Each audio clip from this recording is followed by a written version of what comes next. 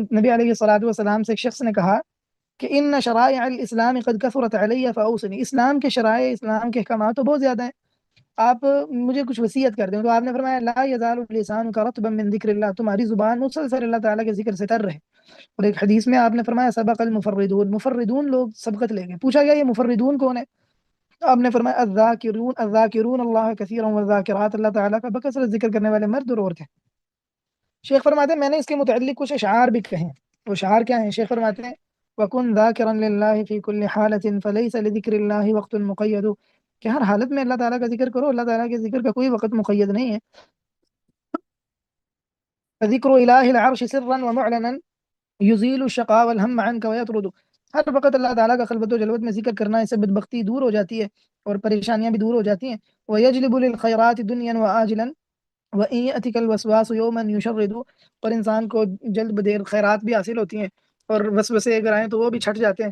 فقد اخبر المختار يوما لصحبه، نبی علیہ الصلوۃ والسلام نے اپنے صحابہ کو ایک دن بتایا بان کثیر الذکر فی السبق مفرد، کہ جو ذکر میں سبقت لے جانے والا ہے وہ آگے بڑھ جانے والا ہے، وہ مفرد ہے۔ ووصى معاذا يستعين الهه على ذکره والشکر بالحسن يعبد، اور آپ نے معاذ رضی اللہ عنہ کو وصیت کی کہ وہ اپنے الہ سے طلب کریں، اپنے الہ سے، اپنے معبود سے، یعنی اللہ سبحانہ و تعالیٰ سے اس کے ذکر پر مدد طلب کریں اور شکر پر بھی۔ اور جیسے حدیث آپ نے سکھائی ہے نا، دعا سکھائی ہے ربی اعنی علی ذکرک و شکرک و حسن عبادت، وہ مراد، اور اللہ تعالیٰ کی اچھی بندگی پر اللہ تعالیٰ سے مدد طلب کریں۔ وأوصى لشخص قد أتى لنصيحة، اور نبی علیہ الصلوۃ والسلام کے پاس ایک بندہ آیا نصیحت طلب کرنے کے لیے، تو نبی علیہ الصلوۃ والسلام نے اس کو نصیحت کی۔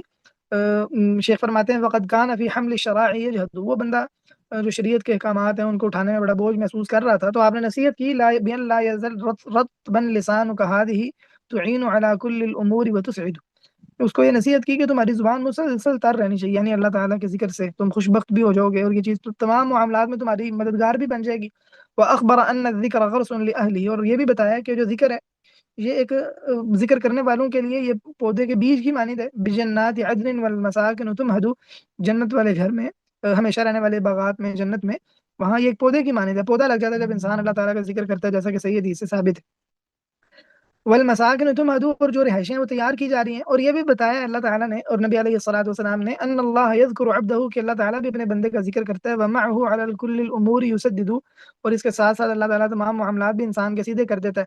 واخبر ان الذکر یبقى بجنۃ وینقطع التکلیف حین یخلد، اور یہ بھی نبی علیہ الصلوۃ والسلام نے بتایا ہے کہ ذکر جنت میں بھی اللہ تعالیٰ کا باقی رہے گا، جبکہ باقی تکالیف سب ختم ہو جائیں گی جب انسان ہمیشہ ہمیشہ کے لیے جنت میں چلا جائے، یعنی وہاں روزہ نہیں ہے، زکوٰۃ نہیں، لیکن اللہ تعالیٰ کا ذکر باقی رہے گا، جنت والے صبح و شام ہر وقت اللہ تعالیٰ کا ذکر کریں گے۔ ولو لم يكن في ذکرہ غیر انہ، اور ذکر میں اس کے سوا اگر کوئی اور بات نہ ہوتی، طریق الی حب الہ ومرشد، کہ یہ اللہ سبحانہ و تعالیٰ کی محبت کی طرف لے کے جانے والا راستہ ہے اور اس کی طرف رہنمائی کرنے والی چیز ہے۔ وینہى الفتى عن غیبۃ ونمیمۃ، اور یہ نوجوان کو غیبت، چغلی وغیرہ سے روک رکھتی ہے۔ وعن كل قول للدیانۃ مفسد، اور ہر ایسی بات سے جو دین کو خراب کرنے والی ہے۔ لکان لنا حظ عظیم ورغبۃ، تو ہمارے لیے بڑا اس میں ایک حصہ ہوتا ہے اور رغبت ہوتی ہے، بکثرت ذکر اللہ نعم الموحد، کہ ہم کثرت سے اللہ تعالیٰ کا ذکر کریں۔ نعم الموحد، جو یعنی بہت اچھا ہے، جس کی توحید بیان کی گئی ہے، یہ یکتا ہے۔ ولکننا من جہلنا قل ذکرنا، لیکن ہماری جہالت کی وجہ سے ہم ذکر کم کرتے ہیں۔ کما قل منا للہ التعبد، جیسے ہم اللہ سبحانہ و تعالیٰ کی عبادت بھی کم کرتے ہیں۔